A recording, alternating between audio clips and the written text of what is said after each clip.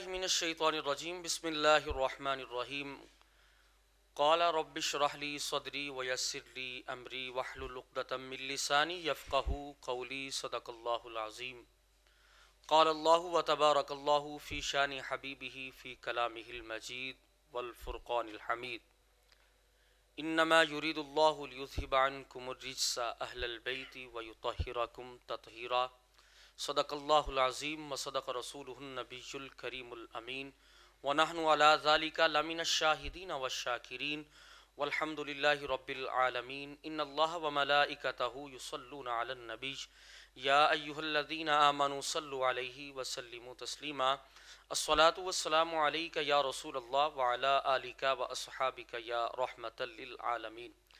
ग्रामी कदर नाज़रीन इकराम, बरकत रमज़ान की खुसूसी ट्रांसमिशन में आपका मेज़बान कारी मोहम्मद अबू बकर नक्शबंदी आपको सलाम अक़ीदत पेश करता है। नाज़रीन इकराम, आज का खूबसूरत प्रोग्राम, जिस तरह रोज़ाना की बुनियाद पर आप हमारे इस प्रोग्राम को सुनते हैं, देखते हैं, यकीनन ये ट्रांसमिशन रसूल करीम रऊफ़ुर रहीम मेरे और आपके प्यारे आका अलैहिस्सलातु वस्सलाम का ज़िक्र इस ट्रांसमिशन को मुअत्तर करता है और मुअम्बर करता है। तो माशाल्लाह आज की नशिस्त के अंदर हमारे बड़े खूबसूरत मेहमान तशरीफ़ लाए हैं। उनका तारुफ़ इस तरह से करवाता हूँ। बरकत रमज़ान की खुसूसी ट्रांसमिशन में आज के हमारे मेहमान अज़ीम मज़हबी स्कॉलर, कालम निगार, शायर, अज़ीम मज़हबी समाजी शख्सियत जनाब मोहतरम मोहम्मद बाबर सजाफ़ी साहब, जनाब को बरकत रमज़ान की खुसूसी ट्रांसमिशन में खुश आमदीद कहता हूँ।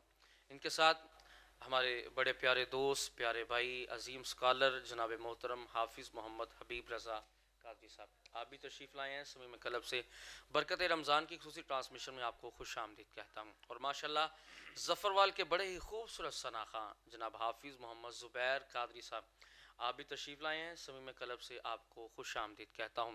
ग्रामी कदर, बरकत रमज़ान की खुसूसी ट्रांसमिशन में ये सीज़न 3 चल रहा है।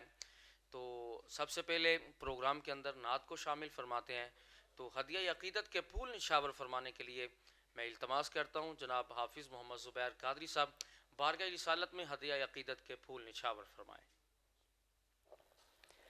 औज़ु बिल्लाहि मिनश शैतानिर रजीम बिस्मिल्लाहिर रहमानिर रहीम अस्सलामु अलैकुम व रहमतुल्लाहि व बरकातुहू। हुज़ूर मेरी तो सारी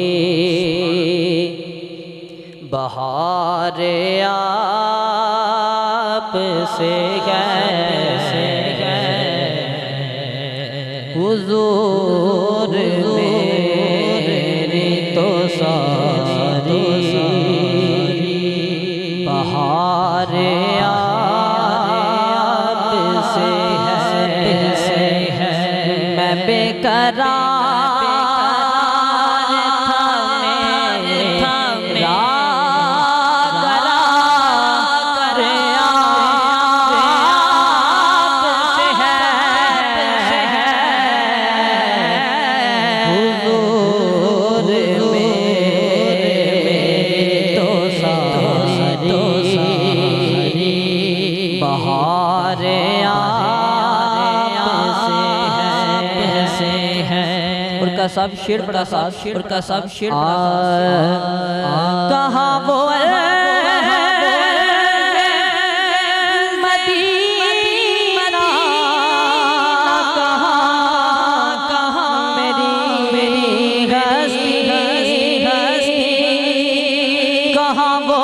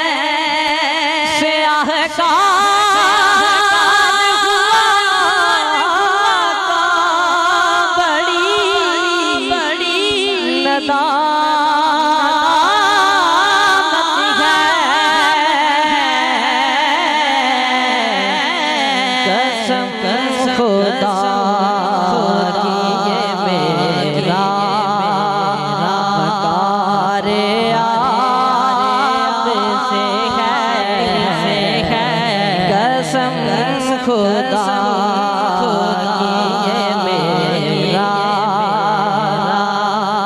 अगर तुम न सुनोगे तो कौन सुनेगा या रसूल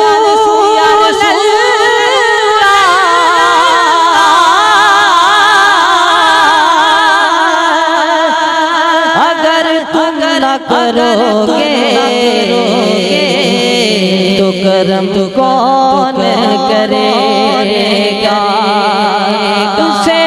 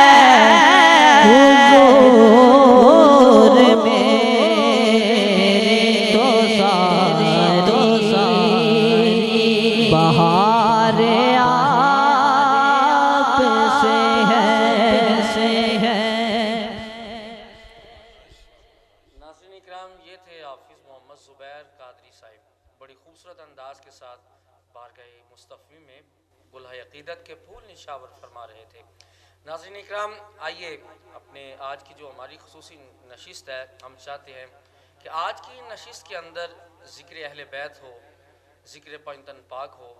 उसी हवाले से हमारे जो आज मुअज़्ज़ज़ मेहमान हैं जनाब मोहतरम हाफिज़ मोहम्मद हबीब रज़ा कादरी साहब, क़िबला आपकी तरफ आता हूँ। ये बताएँ, अहले बैत के तो बहुत सारे फ़ज़ाइल हैं, मुतअद्दिद आयात मुबारक हैं कुरान मजीद में, तो मैं चाहता हूँ हमारे नाज़रीन को आप भी अहले बैत अलैहिम रिज़वान के बारे में, फ़ज़ाइल, उनकी फ़जीलत के बारे में बताइए।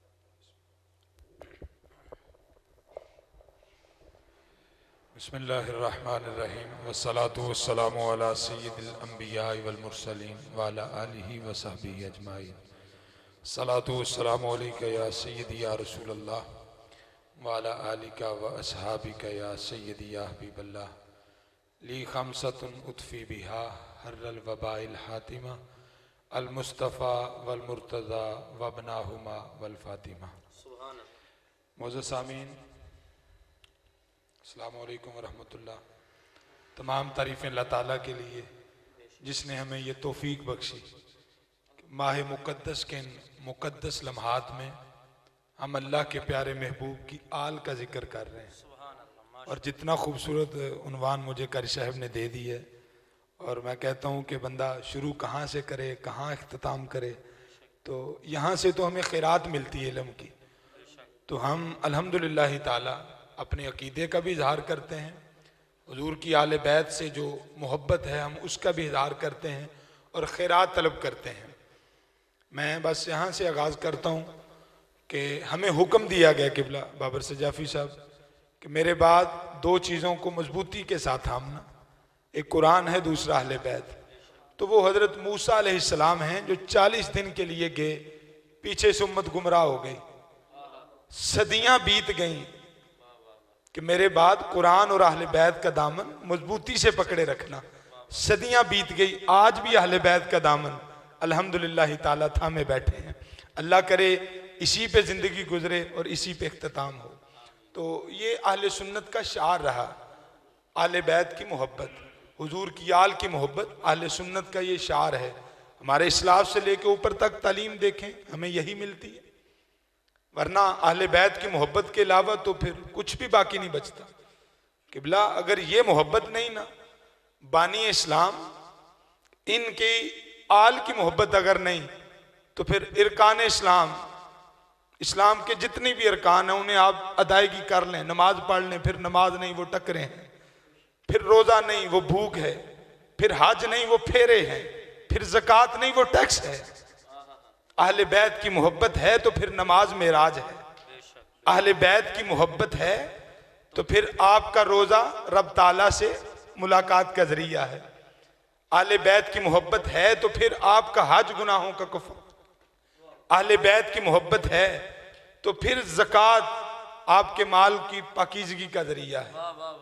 तो अगर इस्लाफ की तालीम की तरफ आए तो बड़ी वजाहत के साथ हमें ये मिलती है।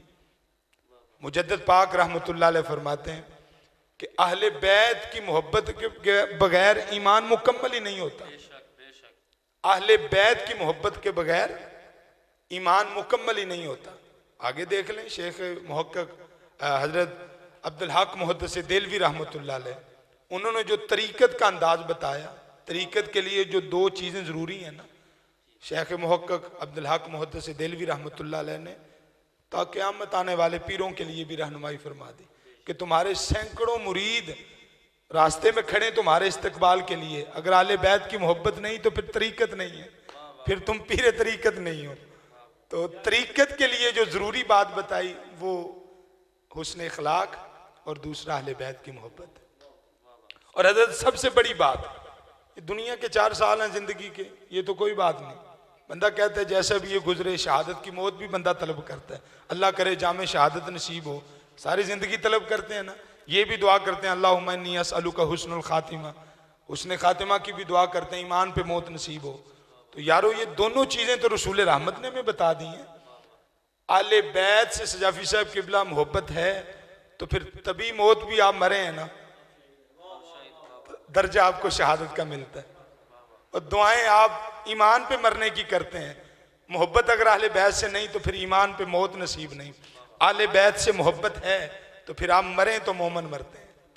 और यही मोहब्बत है जो हमारी नमाजें कबूल होती हैं, हमारे रोज़े कबूल होते हैं। वरना फरमाने मुस्तफ़ा है कि सारी रात बंदा इबादत करता रहे, बल्कि दिन का रोज़ा रखे, बैतुल्लाह में बंदा मरे, इससे बड़ी और क्या बात है जी। काबतुल्लाह में बंदा मरे, दिन का रोज़ा भी रखा है, 1000 साल इबादत भी करता रहे, लेकिन आले बैत की अगर मोहब्बत नहीं तो उसके सीने से ईमान इस तरह निकल जाता है जैसे कुमान से तीर निकलता है। तो ये हमें तलकीन की गई है, हमें तालीम दी गई है कि मेरी आले बैत से मोहब्बत करना बहुत बड़ा दर्जा है, बहुत बड़ा रुतबा है। हम ना पहचाने तो हमारी बदकिस्मती है। वरना सामीन जी वकार, हमें ये तालीम दी गई है कि कल क़यामत के दिन जो सवाल होंगे ना जी, वो बड़ी वजाहत के साथ मौजूद है कि माल कहाँ से कमाया, कहाँ खर्च किया, बता जवानी कहाँ गुजारी, जवानी माल कहाँ खर्च किया, जवानी किन कामों में गुजारी। वहीं पे ये सवाल भी होगा, दुनिया में अहले बैत से मोहब्बत करता था कि नहीं। निजात हजरत तब मुमकिन है जब अहले बैत से मोहब्बत हो। ये इतना बड़ा घराना है कि नबी रहमत ने फिर ये सनद दे दी कि मेरी अहले बैत की मोहब्बत, अल्लाह अकबर, मेरी अहले बैत की मिसाल कश्ती नूह की तरह है। जो उस कश्ती में सवार हुआ उसने निजात पाई, जो पीछे रह गया वो हलाक हुआ। आज अगर आप चाहते हैं निजात नसीब हो, दुनिया में इज्जतें मिलें, क़यामत के दिन निजात नसीब हो, मग़फ़िरत नसीब हो, तो फिर अहले बैत का दामन थामना होगा, जिक्र अहले बैत डंके की चोट पे करना होगा। हज़रत साद बिन अबी वक़ास रज़ी अल्लाह ताला ने पूछा था ना, या रसूलल्लाह अहले बैत के वाले से, जब नजरान के ईसाई मदीना आए तो दलाइल नबुव्वत वादे होने के बावजूद फिर भी अपनी जिद पे अड़े रहे, तो हक ताला की तरफ से वही आई कि महबूब ने फरमाओ, इनसे कहो कि अपने बेटे लेके आओ, मैं अपने बेटे लेके आता हूँ, अपनी औरतें लेके आओ, मैं अपनी औरतें लेके आता हूँ, अपनी जानें लेके आओ, मैं अपनी जानें लेके आता हूँ, और झूठों पे खुदा की लानत हो। तो रसूल रहमत जिनको लेके गए हैं, ये हमें मिलता है कि दाएं तरफ गोद में इमाम हुसैन है, दाएं तरफ इमाम हसन है, साथ हजरत अली हैं, पीछे हजरत फातिमा है। अल्लाह अकबर। हुजूर फरमाते हैं मैं जो दुआ कहूं तुम आमीन कहना। तो जब उस बड़े पादरी ने देखा ना कि इतने खूबसूरत चेहरे हैं, तो अपनी जमात को कहता है, जमात नसारा पीछे हट जाओ, इनसे मुबाहला ना करना, मैं जो खूबसूरत चेहरे देख रहा हूं, इन्होंने दुआ कर दी तो खुदा ताला की जात पहाड़ तोड़ डालेगा, अल्लाह तुम्हें बर्बाद कर देगा, अल्लाह तुम्हें हलाक कर देगा।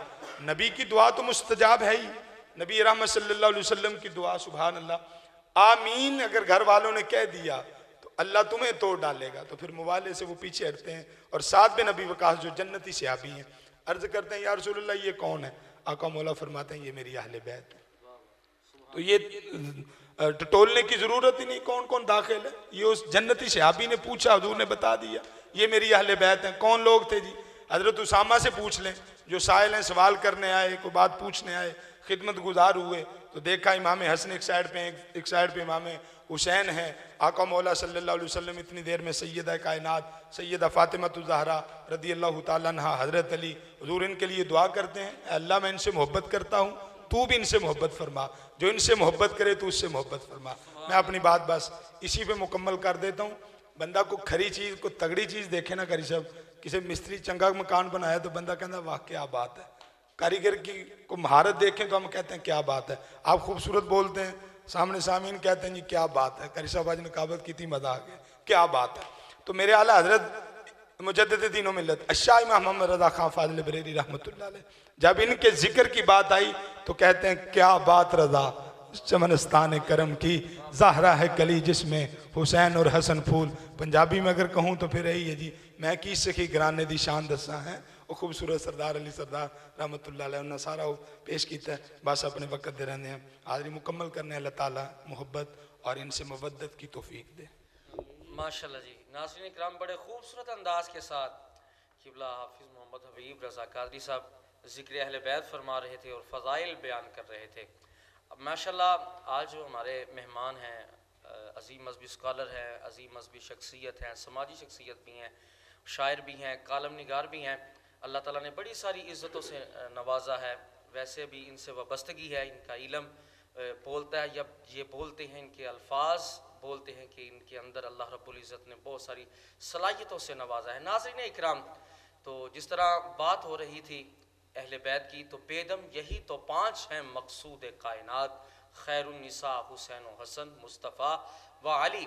तो फिर क्यों ना कहूँ कि जिसका इदराक फ़कत सूरह आराफ करे, जो जहालत बरे माहौल को शफाफ करे, उस मोहम्मद की बुलंदी को कोई क्या समझे, जिनके नालैन मुबारक अली साफ़ करे, जिनके नालैन मुबारक अली साफ़ करे। आइए मैं मोहतरम बाबर सजाफ़ी साहब से इल्तमास है, ये बताइए कि हुज़ूर अलैहिस्सलाम ने क़िबला अपनी अहले बैत के हुकूक़ के बारे में इतना क्यों ज़ोर दिया। और आजकल जो मुआशरे में हो रहा है, कई सहाबाई कराम रिज़वानुल्लाह अजमाइन का तकाबुल इनके साथ करवाया जा रहा है, कभी शान कटाई जा रही है, इन तमाम मामलात में हजूर ने जो हुक्म दिया, मुतअद्दिद आयात मुबारका, तफसीर कुरान उठा के देख ले कि हजूर अलैहिस्सलाम ने मुतअद्दिद बार हुक्म फरमाया मेरी अहले बैत से प्यार करना, तो इतना ज़ोर क्यों दिया अहले बैत के बारे में?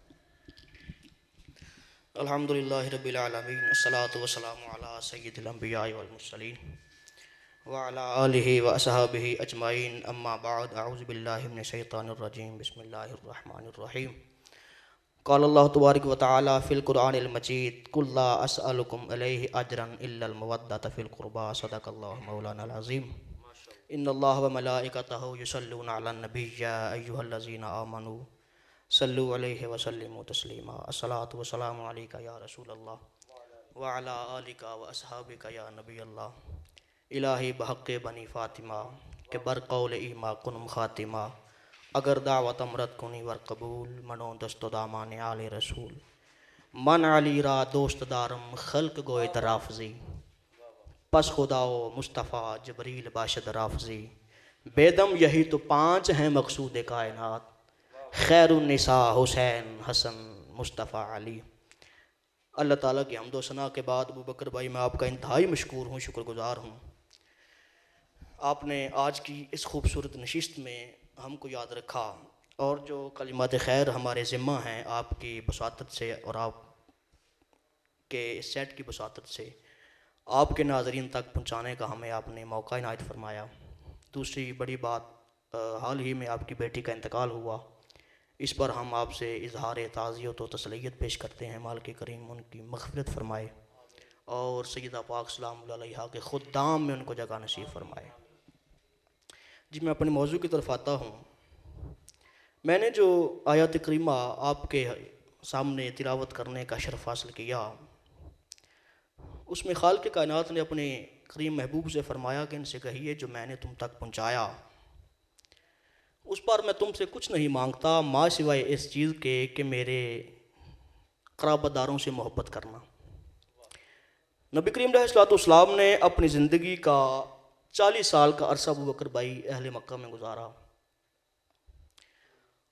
और अहले मक्का में रहते हुए मेरे करीम ने उन पर नकूश ये छोड़े कि वो आपको सादिक भी कहा करते थे, वो आपको अमीन भी कहा करते थे।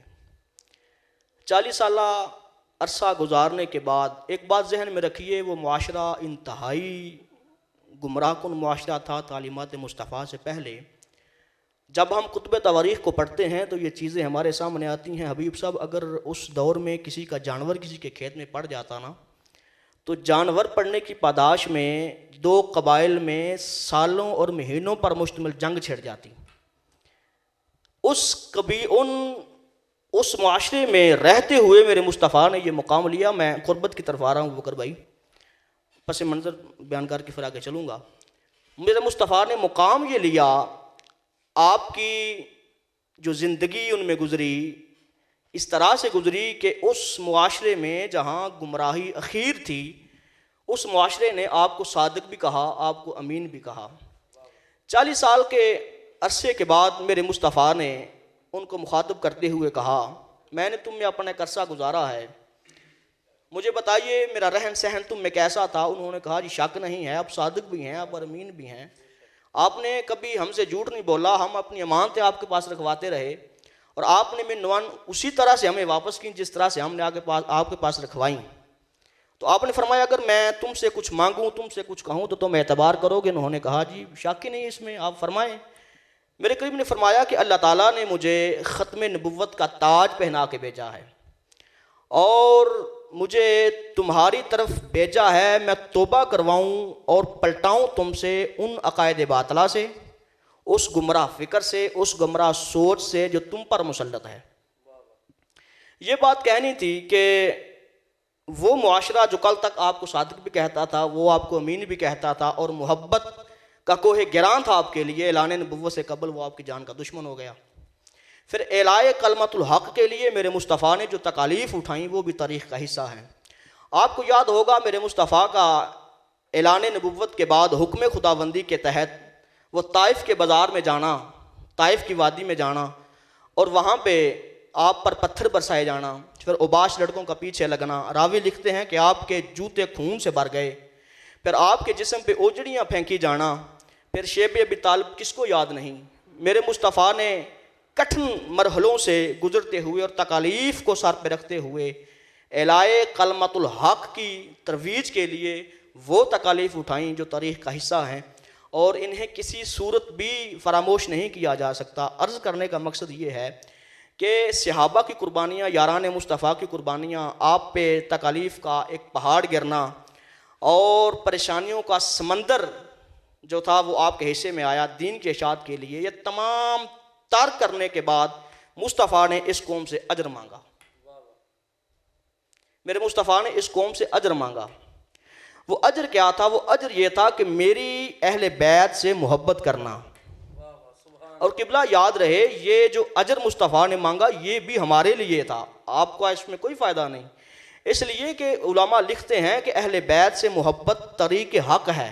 अगर आप अहले बैत से मोहब्बत करते हैं तो इसका मतलब ये है कि आप सीधी राह पे गामज़न हैं। तरीक़ हक़ है अहले बैत से मोहब्बत है, अहले बैत से मवद्दत। इसकी मिसालें हमें खुलफ़ाए राशिदीन के अदवार में मिलती हैं। उन्होंने किस तरह अजर रिसालत पे पहरा दिया। जनाब सिद्दीक़ अकबर का दौर है, मस्जिद नबवी का मिंबर है और खलीफा अव्वल मिंबर पर बराजमा हैं, खुतबा जुमा दे रहे हैं, सामने मौला अली बैठे हैं, गोद में इमाम हुसैन बैठे हैं। रावी लिखते हैं आप खुतबा देने में मसरूफ़ थे कि इसी सराह में हज़रत मौला इमाम हुसैन उठे मौला अली की गोद से और मुखातब करके जनाब सिद्दीक़ अकबर से फरमाया उतरे मेरे नाना के मिंबर से, मेरे नाना के मिंबर को छोड़ें। जब हज़रत इमाम हुसैन ने, मैं अजर रिसालत की पासदारी की बात कर रहा हूँ कि भला ये याद रहे खुलफ़ाए राशिदीन के दौर में, जब आपने ये कहा ना कि उतरे मेरे नाना के मिंबर से, तो हज़रत अबू बकर सिद्दीक़ ने जिस तरह अमूमन कह देते हैं यार बच्चा छोड़ें, इस तरह नहीं कहा और ना आपने बात को इग्नोर किया, बल्कि आपने उसी वक्त मिंबर को छोड़ दिया। जब आपने मिंबर को छोड़ा तो जो हज़रत मौला अली की तबा पे ये चीज़ गहरां गुजरी। आपने हज़रत अबू बकर सिद्दीक़ से मुखातब होते हुए कहा कि देखिए बच्चा है, ये जहन में ना आए कि शायद मैंने इसे कुछ कहा हो और इसने कह दिया। आपने फरमाया हकीकत के पैराहन में जो कहा है जनाब हुसैन ने, ये ठीक कहा है, इसलिए कि मैं भी इसके नाना का हूँ, ये मिंबर भी इसके नाना का है। और ये अजर रसालत पे पहरेदारी थी मेरे मुस्तफ़ा के सहाबा की। फिर दौर उमर फ़ारूक आया। हज़रत उमर फ़ारूक अपने काम में मसरूफ़ हैं, अपना जो खिलाफत के अमूर सर अंजाम दे रहे थे। इसी दौरान हज़रत अब्दुल्ला इब्न उमर जो आपके बेटे थे जी हबीब साहब, वो किसी काम के मामले में जनाब उमर की बारगाह में पेश होना चाहा। उन्होंने पेश हुए। आपने फरमाया क्या काम है? उन्होंने कहा जी वो मैं आपसे कोई बात करना चाहता हूँ। आपने फरमाया देखिए मैं मसरूफ़ हूँ, बाद में आइएगा। हज़रत अपना अब्दुल्ला इब्न उमर रज़ियल्लाहु ताला अन्हु वो निकल गए।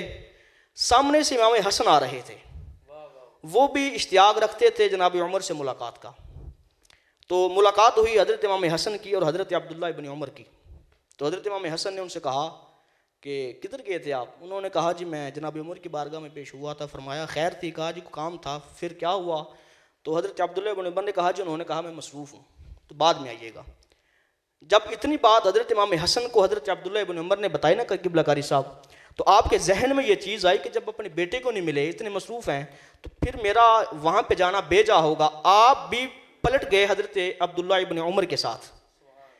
अंदर से बैठे जनाब उमर वो मंजर सारा देख रहे थे। जब वो पलटे ना हज़रत अब्दुल्ला इब्न उमर हज़रत इमाम हसन अब्दुल्ला इब्न उमर के साथ, तो हज़रत उमर ने पीछे से आवाज़ दी हसन बात सुनो, हसन बात सुनो।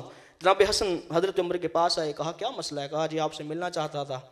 तो आपने फरमाया फिर पलटे क्यों, वापस क्यों चला गए? तो हज़रत हसन ने कहा जी इसलिए कि आपके मेरी अब्दुल्ला से मुलाकात हुई। इन्होंने कहा जी मसरूफ़ हैं, मुझसे नहीं मिले। तो मैंने कहा आप इनसे नहीं मिले तो मेरे से क्या मिलेंगे, आपके बेटे हैं।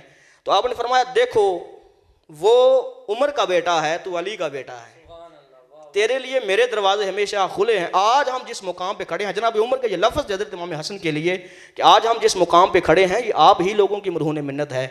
आप खुद को अब्दुल्ला की जगह रख के ना सोचें, आप अली के बेटे हैं। और इसी तरह जनाब एक जंग के बाद गनीमत का मामला आया, माल गनीमत की तकसीम का। तो हज़रत अब्दुल्ला इब्न उमर भी वहाँ पे मौजूद थे और जनाब इमाम हुसैन भी वहाँ पे मौजूद थे। तो आपने माल गनीमत तकसीम किया हज़रत उमर ने। तो जो हज़रत अब्दुल्ला इब्न उमर को माल गनीमत क़िबला दिया ना हज़रत उमर ने, उससे दुगना दिया इमाम हुसैन अलैहिस्सलाम को। तो हज़रत अब्दुल्ला इब्न उमर ने कहा जी बात मुझे समझ नहीं आई। और देखिए ये बात जहन में रही, ये एतराज़ नहीं था, हज़रत अब्दुल्ला इब्न उमर का एतराज़ नहीं था। और ना कोई होता ना कोई हसद की बीमारी हो या इस तरह बयान कर देते हैं हमारे लोग, इस तरह नहीं था। वो एक सवाली अंदाज़ था, पूछना चाह रहे थे। तो हज़रत अब्दुल्ला इब्न उमर ने जनाब उमर से कहा जी बाबा जानी समझ नहीं मुझे आई, मैं गज़वात में शरीक रहा हूँ, मैं उस वक़्त से जंग लड़ रहा हूँ जब ये हसन हुसैन अभी गलियों में खेला करते थे, हाँ छोटे छोटे थे। इनसे इन पर नवाज़शात इतनी, आप तकसीम का मामला हुआ, मुझे कम दिया आपने, इनको थोड़ा दिया, इनको ज़्यादा दिया। तो आपने फरमाया देखें मसला ये है, बात नसब की है। अगर तुम इनके चाचाओं जैसे चाचा लेके आ सकते हो, इनकी खालाओं जैसी खालाएँ लेके आ सकते हो, इनके नाना जैसा नाना लेके आ सकते हो, इनकी नानी जैसे नानी लेके आ सकते हो, इनके बाप जैसा बाप लेके आ सकते हो, इनकी माँ जैसी माँ लेके आ सकते हो, तो उमर तुम्हें बराबर का गनीमत देगा। तो खुलफ़ाए राशिदीन का जब तक क़िबला तसलसल कायम रहा, खुलफ़ाए राशिदीन का अल्लाह के इज़्ज़त की कसम है, कुतुब तारीख़ बताती हैं, कुतुब हदीस बताती हैं कि अहले बैत अतहार के हकूक़ का मुकम्मल ख्याल रखा गया। अफसोस के साथ ये कहना पड़ता है कि खुलफाए किराम के जाने के बाद और खिलाफत के इख्तिताम के बाद, जिस तरह मेरे करीम ने फरमाया था कि 30 साल तक खिलाफत कायम रहेगी, उसके बाद काट देने वाली बादशाहत का दौर शुरू होगा। जब वो दौर शुरू हुआ फिर मेरे मुस्तफ़ा की आल को सताया गया, फिर परेशान किया गया। और ये इस तरह के लम्हात हैं किबला के जिनको बयान करने के लिए दर्द का समंदर चाहिए। वो इमाम हसन जिसे मौला उमर बुलाया करते थे, पूछा करते थे क्या मसला है। वो जनाब इमाम हसन जब मुस्तफ़ा के कंधों पे हूँ तो सहाबी कहे जी सवार बड़ा अच्छा है, मुस्तफ़ा फरमाए सवारी भी तो देखो कितनी अच्छी है। उस इमाम हसन को 4 दफ़ा किबला जहर दिया गया। और ये तकलीफ़ से बड़े जुमले हैं कि इक़्तिदार मुसलमानों का था, हुकूमत मुसलमानों की थी। वो नवासे जिनको बड़े नाज़ों के साथ पाला गया, जिनके मतलब मुस्तफ़ा बार बार फरमाते रहे मेरे जाने के बाद इनका ख्याल रखिएगा, उस नवासे को जहर दिया गया और 4 दफ़ा जहर दिया गया। और बात यहाँ तक न रुकी। देखें मुकाम गदीर खुम पे जब आखिरी हुज्जतुल विदा का खुतबा किबला मुझे याद आ गया, मैं ऐड करना चाहूँगा, दिया मुस्तफ़ा ने। आप निकले मुकाम औरास से, जब मुकाम गदीर खुम पे आए ना तो गर्मी बड़ी शिद्दत की थी उस जगह पे मुकाम गदीर खुम पे। तो मेरे मुस्तफ़ा ने वहाँ पर रुक जाने का हुक्म दिया, रुक जाने का तमाम सहाबा वाला का इत्तमा था सहाबा का। मेरे करीम ने रुक जाने का हुक्म दिया, कहा रुकिए आज हम आपसे कुछ बातें करना चाहते हैं। नमाज का वक्त हुआ, मुअज्जिन ने अजान दी, तमाम लोगों ने नमाज़ पढ़ी बाजमात। नमाज के बाद तमाम लोगों ने खैमों की तरफ जाने का इरादा किया। मेरे मुस्तफ़ा के मुनादी ने सदा दी रुक जाओ, मुस्तफ़ा तुमसे बात करना चाहते हैं। मेरे करीम मुखातिब हुए और 1.25 लाख सहाबा का इज्तिमा था। रश इतना था कि मुस्तफ़ा बात करना चाहते थे, नज़र नहीं आ रहे थे। रावी लिखते हैं कि पाँव की उंगलियों के बल सहाबा ने खड़ा होकर ना मुस्तफ़ा को सुनना चाहा। इस दौरान मेरे करीम ने फरमाया ऊँटों के पलानों का मिंबर बनाओ। ऊँटों के पलानों का मिंबर बनाया। मेरे मुस्तफ़ा वहाँ पे खड़े हुए, उनसे बात की, बात करके मुखातिब हुए, कहा यहाँ बहुत सारी बातें की। सनद मौलवी मौला अली को वहाँ पे उस मुकाम पे अता हुई। वहाँ पे एक मेरे मुस्तफ़ा ने एक ये बात की कि तुम मैं 2 चीज़ें छोड़ के जा रहा हूँ, अहले बैत और रब की किताब कुरान करीम, इन दोनों के साथ तमस्सुक इख्तियार किए रखना है, तुमने इनके साथ जुड़े रहना है। किबला फिर मेरे मुस्तफ़ा ने आगे फरमाया फ़ायदा ये होगा कि तुम सारी ज़िंदगी गुमराह नहीं होगे। अब अगर कोई मौलवी मिंबर पे बैठ के ये कहे माजरत के साथ कि सहाबा गुमराह नहीं हो सकते, आल गुमराह हो सकती है, उसका मतलब ये है कि वो बेगैरत जो अंदर का गंद था वो बाहर निकालना चाहता है। मुस्तफ़ा तो सनद अता कर रहे हैं, जो इनके साथ तमस्सुक इख्तियार करेगा वो गुमराह नहीं होगा। अच्छा, गदीर खुम के मुकाम पे मुस्तफ़ा ने ये ऐलान क्यों फरमाया? किबला गदीर खुम के मुकाम पे ये मुस्तफ़ा ने ऐलान क्यों फरमाया कि इनके साथ तमस्सुक इख्तियार कीजिएगा? इसलिए कि उस मुकाम पे तमाम खित्तों के लोग जमा थे और मुस्तफ़ा को पता था मेरे बेटे को जहर दिया जाएगा। आप इत्माम हुज्जत फरमाना चाहते थे। मेरे करीम को पता था मेरे बेटे को जहर दिया जाएगा, एक को वादी करबल में शहीद किया जाएगा। और बात यहाँ तक ना रही, जब आपको जहर दिया गया फिर आपने वसीयत फरमाई कि मुझे जनाबे नाना पाक के कदमैन शरीफैन में दफन करना। जब आपको लाया गया, सैयद आयशा सदीक़ा से पूछा गया तो आपने फरमाया जी हम इजाज़त देते हैं, दफन कीजिए। लेकिन उसी वक्त लानती बदबख्त बेगैरत मफकूदुल हाल मसदूदुल अक़ल मरवान बिन हकम, उसने आगे जनाब फितना खड़ा कर दिया। उसने कहा जी मैं तो दफन नहीं होने दूंगा जब तक जिंदा हूँ। फिर जनाब दोनों साइड से तलवारें निकली और करीब था कि जंग छिड़ जाती। अजल सहाबा इकराम रिदवानुल्लाहि अलैहिम अजमाईन ने जनाब हुसैन मौला हुसैन से कहा छोड़िए जी, फिर आपको जन्नतुल बक़ी में दफन कर दिया गया।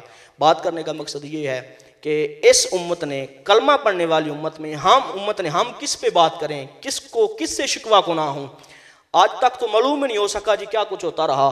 इस उम्मत ने ना जीते जी मेरे मुस्तफ़ा के शहजादों को चैन से रहने दिया और ना बाद अज़ इंतकाल चैन से दफन होने दिया। फिर उसके बाद वादी करबल में जो कुछ हुआ, इमाम हुसैन फरमाते भी रहे कि याद रखो मैं एक वास्ते से मुस्तफ़ा का बेटा हूँ, मैं मुस्तफ़ा की बेटी का बेटा हूँ, मुझे पहचानो। और मौरख़ीन ने लिखा है कि यहाँ हुसैन इब्न अली अलैहिस्सलाम ख़ुद को बचाना नहीं चाहते थे, बल्कि उनको जहन्नुम के ईंधन से बचाना चाहते थे कि ये पहचान जाएँ। फिर उसके बाद हज़रत ज़ैद बिन अली का दौर आया, ये बनु अब्बास का दौर था, जब आपको शहीद किया गया मुस्तफ़ा के शहज़ादे को। और 6 माह के लगभग मुस्तनद तरीन रवायात कहती हैं कि आपकी लाश को दरख्त के साथ लटकाए रखा। फिर हज़रत इमाम बाकर, हज़रत इमाम जाफ़र, आप उनका इंतकाल हुआ, जहर दिया गया, शहीद हुए।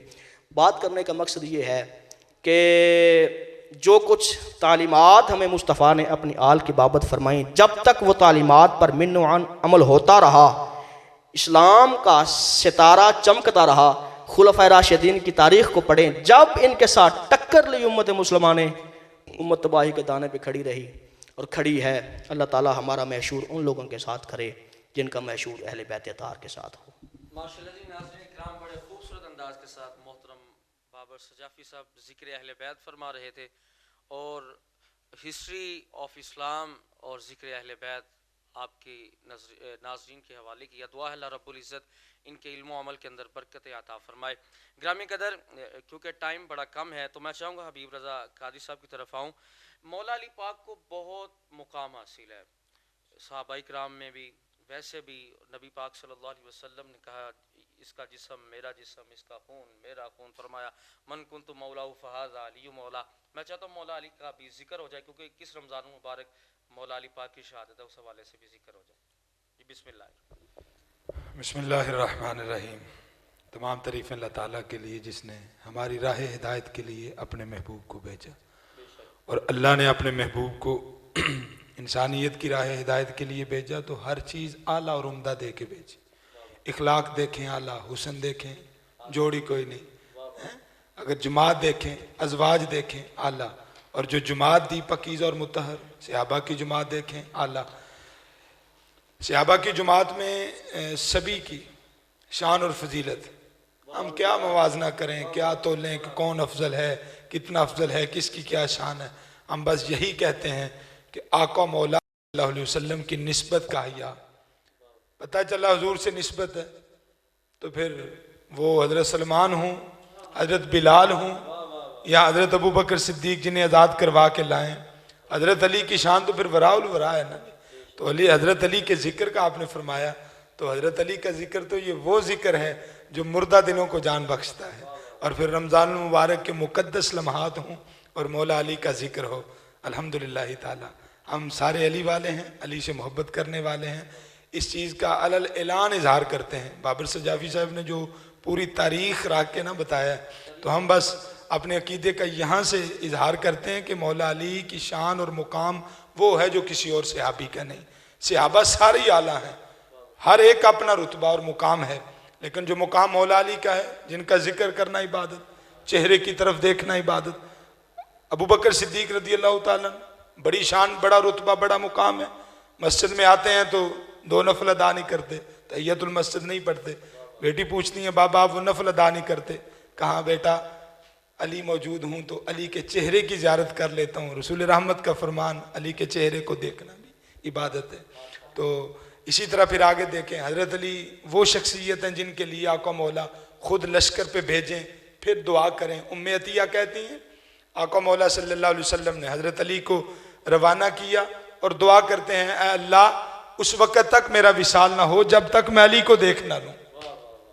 उधर फरमाया अली के चेहरे को देखना इबादत है, घर में दुआ भी हो रही है, अल्लाह अली लश्कर पे गए हैं, तब तक मेरा विसाल ना हो जब तक मैं अली को देख ना लूँ। तो बाबर सजाफी साहब इसी तरह फिर वो हज़रत अली रदी अल्लाह ताला रसूल रहमत के भी महबूब हैं, रब ताला के भी महबूब हैं।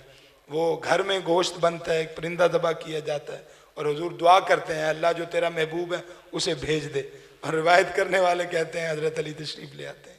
तो ये मुकाम हज़रत अली रदी अल्लाह ताला का है। सैयदा खातून जन्नत अर्ज़ करती हैं बाबा आपने निकाह मेरा अली से कर दिया, बज़ाहिर मालो दौलत वो उसबाब। तो कहते हैं हुजूर नबी रहमत फरमाते हैं बेटा अल्लाह ताला ने अहले ज़मीन पे 2 लोगों को चुना है, एक तेरा बाप है, दूसरा तेरा शोहर है।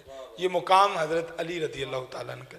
इस तरह फ़ज़ाइल अगर बयान करें तो फिर ये हमारी रात यहाँ गुजर सकती है। मैं कहता हूँ एक क्या सारा रमज़ान में ट्रांसमिशन जारी इसी बात पे रहे ना तो ये बात ही मुकम्मल नहीं होती। हम बस अपने इल्म का, अपनी बात का, हर बात का यहाँ पे इख्तिताम करते हैं कि मौला अली रदी अल्लाह ताला वो रसूल रहमत के प्यारे गुलाम हैं कि आज को अपने बड़े इल्म का दावा करे ना तो उसे भी इस दरवाजे से गुजरना पड़ेगा।